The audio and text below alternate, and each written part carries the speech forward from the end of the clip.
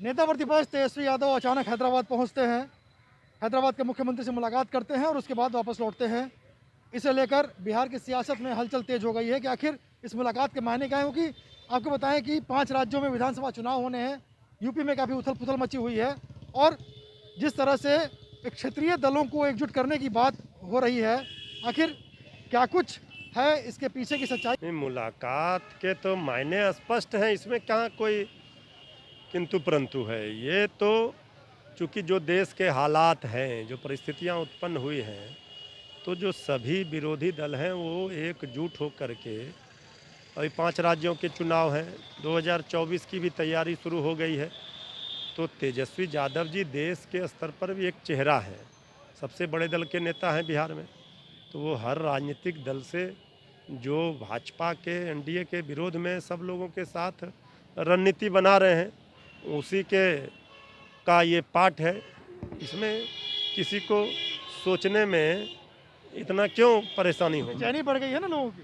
नहीं, बेचैनी तो अभी और बढ़ेगी।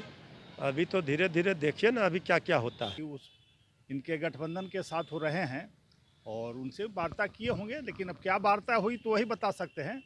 लेकिन निश्चित रूप से हमें नहीं लगता है कि वैसा उनका अभी कद बना है कि राष्ट्रीय स्तर पर लोगों को एकजुट करे।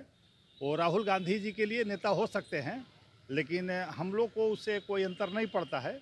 और निश्चित रूप से अपनी पहचान बनानी चाहिए, क्योंकि अभी कोई पहचान राष्ट्रीय स्तर पर तेजस्वी यादव की नहीं हुई है। तो अच्छा है, मिलना जुलना चाहिए सबसे, लेकिन उसका कोई व्यापक अर्थ निकालना उचित नहीं होगा। हिंदी पट्टी के एक स्थापित नेता के तौर पर लालू प्रसाद जी रहे हैं और वो अपने तरीके से चीज़ों को प्रभावित करते रहे हैं। तो इसका प्रयास पहले भी लालू प्रसाद जी ने किया था और मुलायम सिंह यादव से लेकर के उसमें नीतीश कुमार जी भी शामिल थे, कई लोग शामिल थे और शरद पवार जी थे। कोशिश की गई थी, ठीक है, वो सफल नहीं रहे, लेकिन कवायद थी। फिर एक बार उसकी कोशिश की जा रही है। और चूंकि दक्षिण के नेता के तौर पर अगर चंद्रशेखर राव जी को लिया जाए तो उत्तर भारतीय जो खास करके जो हिंदी पट्टी का जो क्षेत्रीय दल है उसमें राष्ट्रीय जनता दल एक मजबूत पार्टी है, लंबे दिनों तक बिहार में सत्ता में रही है।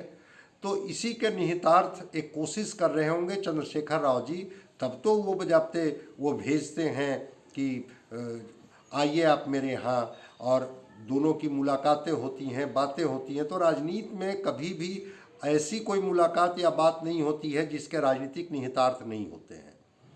तो उत्तर और दक्षिण के नेताओं का मिलने के पीछे का जो मकसद है वो है तीसरे मोर्चे की कवायद, और ये 2024 के लिए एक ज़मीन की तैयारी। चूँकि जब तक अब ज़मीन को तैयार नहीं रखेंगे उसमें फसल उगेगी कहाँ से, तो वो ज़मीन को कोशिश की जा रही है, तैयार करने की कोशिश की जा रही है। और इसी की परिणति में चंद्रशेखर राव जी के द्वारा बजाते भेजना, स्टेट के फ्लाइट को ये भेजते हैं, फिर यहाँ से ये वहाँ जाते हैं, दोनों की मुलाकातें होती हैं।